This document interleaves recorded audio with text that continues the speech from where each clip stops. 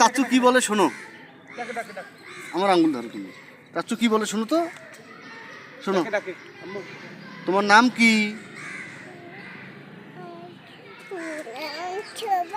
সুবা।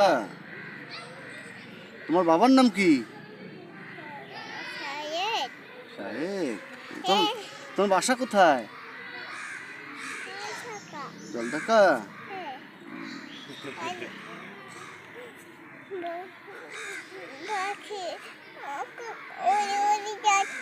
কি যাচ্ছে? পাখি যাচ্ছে।